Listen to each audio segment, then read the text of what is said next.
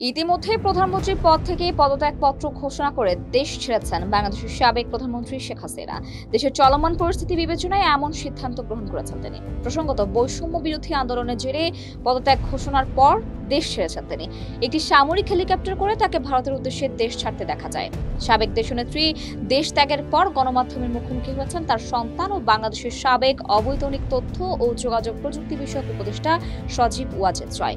গণমাধ্যমকে দেওয়া সাক্ষাৎকারে শেখ হাসিনার বিষয়ে রাজনৈতিক অব্যাহতির ঘোষণা দিয়েছেন তিনি। পাশাপাশি সাবেক দেশনেত্রী শেখ হাসিনার মানসিকভাবে বিপর্যস্ত হয়ে পড়ার কারণ উল্লেখ করেছেন তিনি। প্রচলিত কোটা সিস্টেম সংস্করণের দাবিতে গত মাসে আন্দোলনে নামে দেশের উচ্চ বিদ্যাপীঠের শিক্ষার্থীরা। তাদের দাবি অবাঞ্ছিত ও অযৌক্তিক কোটা সিস্টেম সংস্করণ করে সেখানে মেধার প্রাধান্যতা লাভ। আন্দোলনের সমালোচনা তৎকালীন প্রধানমন্ত্রী শেখ হাসিনা আন্দোলনকারীদের রাজাকার ট্যাগ লাগিয়ে তাদের দেশপ্রেমের অনুভূতিতে আঘাত হানে, যার প্রতিবাদে দেশের বিভিন্ন জায়গায় কয়েকটি কর্মসূচি পালন করে বিক্ষোভ মিছিল গড়ে তোলে আন্দোলনকারীরা। চলমান আন্দোলনকে শান্তিপূর্ণভাবে অব্যাহত করার উদ্দেশ্যে পুলিশ ফোর্স ব্যবহার করে সরকার পক্ষ। আন্দোলনকারী শিক্ষার্থী ও আইন শৃঙ্খলা রক্ষাকারী বাহিনীর মাঝে কয়েক দফা সংঘর্ষের ফলে নিহতের পাশাপাশি আহত হয়েছেন বেশ কিছু আন্দোলনরত ছাত্র জনতা। এর প্রতিবাদে শান্তিপূর্ণ আন্দোলন রূপ নেয় এক অভ্যুত্থানের সূচনা রূপে, যার পরিপ্রেক্ষিতে সারা দেশব্যাপী কঠোর আন্দোলনের কর্মসূচি ঘোষণা করে সমন্বয়কারীরা। প্রধানমন্ত্রীর পদত্যাগ চেয়ে এক দফা আন্দোলনের সারা দেশে বিক্ষোভ মিছিলে মরিয়া হয়ে ওঠে মুক্তিকামী ছাত্র বাহিনী। সেই সাথে প্রতিবাদী আন্দোলনে যোগ দেয় সারা দেশের বিভিন্ন স্তরের শিক্ষার্থীরাও। আন্দোলনের তীব্রতা বৃদ্ধি পেলে সারা দেশে বিরূপ পরিস্থিতি দেখে দেশের স্বাধীনতার ভাবমূর্তি রক্ষার্থে পদত্যাগ করতে বাধ্য হন সাবেক প্রধানমন্ত্রী শেখ হাসিনা। নিরাপদ প্রস্থানের চুক্তিতে প্রধানমন্ত্রীর পদ থেকে ইস্তফা প্রদান করে দেশ ছেড়েছেন আওয়ামী লীগের সাবেক চেয়ারপারসন।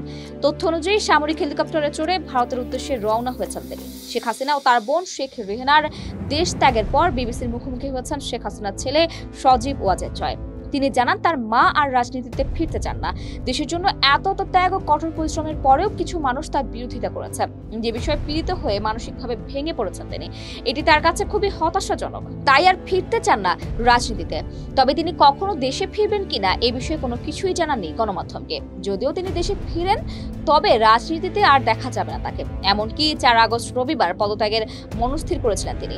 এই বিষয়ে আলোচনা করেছেন তার পরিবারের সাথেও, যার পরিপ্রেক্ষিতে 5 আগস্ট ক্ষমতা হস্তান্তর করেছেন তিনি। তার জীবনের রাজনৈতিক অধ্যায় সমাপ্ত করে ক্ষমতা হস্তান্তর করেছেন। ক্ষমতা হস্তান্তরের পর নতুনভাবে কে বা কারা ক্ষমতায় আসবেন এই বিষয়টি এখনো পরিষ্কার হয়নি।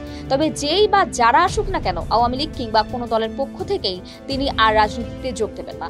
ক্ষমতা হস্তান্তরের পাশাপাশি তিনি ইতি টেনেছেন তার জীবনের রাজনৈতিক অধ্যায়। ভবিষ্যতে তিনি কোথায় অবস্থান করবেন এবং পরোক্ষভাবে কোনো রাজনৈতিক দলের সাথে যোগ দেবেন কিনা এই বিষয়ে রয়েছে বেশ জল্পনা।